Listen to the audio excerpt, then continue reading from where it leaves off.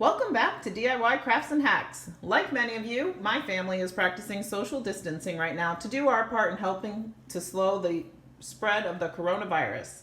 Since our grocery trips are limited, I find I am missing fresh produce. Today I'm going to share some tips and hacks that I use to start an indoor garden of herbs and vegetables for my family. This is budget and environmentally friendly. I'm not making a trip out to buy any supplies. I'm looking to defer items that were going into my recycle bin.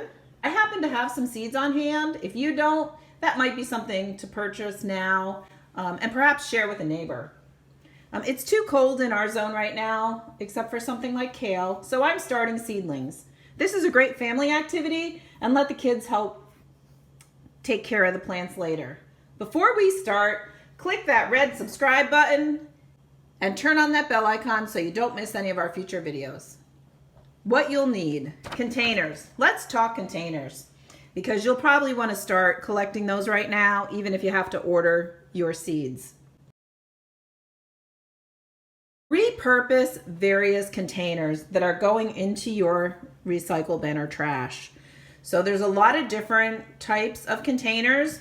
I'm focusing on containers that food is in, because I'm going to plant things that I'm going to eat. While the Lysol wipes container or the alcohol container or some of those other containers might work well from a size standpoint, I don't want to use those because I don't want anything with harsh chemicals.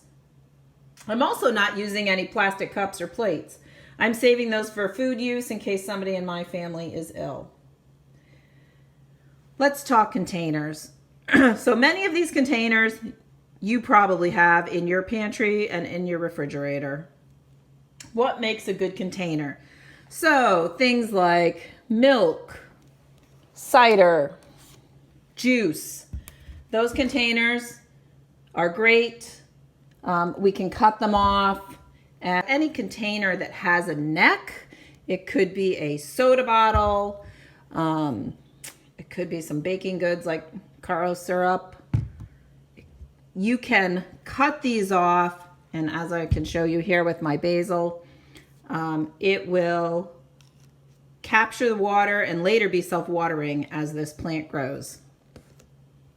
So look at your containers. Olive oil is a good one. There just are all kinds of containers that we have.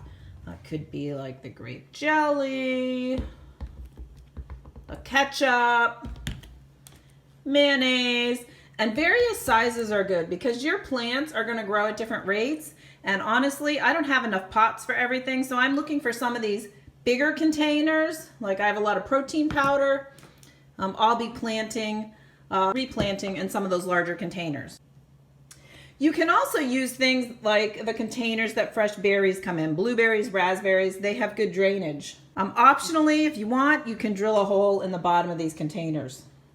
There's also temporary containers like cardboard egg cartons, milk cartons that you can use and then transplant later.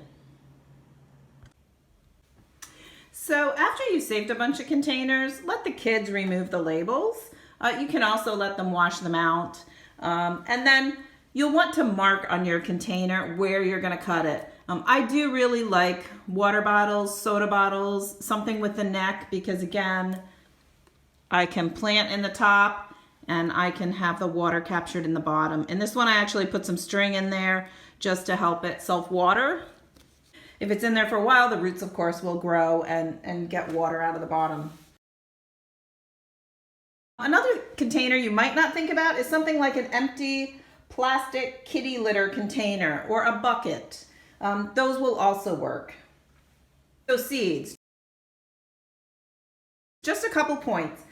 Pick seeds that have a short-term growing span or a shorter growing span, something like lettuce or something that's good for your climate, and pick things that are things your family wants to eat. You'll need some heavy-duty scissors or a knife to cut your containers, and parents, please do this for your children.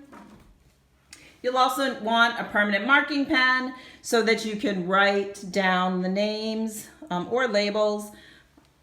You'll want plastic containers or trays, something to put under your plants so if any of that moisture does leak out, it's captured and does not ruin whatever your plants are sitting on. I also added a plastic garbage bag, a kitchen garbage bag to put on the table, just to again capture any water that might leak out. Last, find a sunny, warm location for your plants. And optionally, have your kids decorate the containers. I mean, some of these containers are really great and could be decorated with fabric, paper, stickers, anything that your kids have to decorate them and make them look cute. Did you find today's DIY craft helpful? If so, please like and share this video and leave us a comment below. Stay healthy, my friends, and see you next time.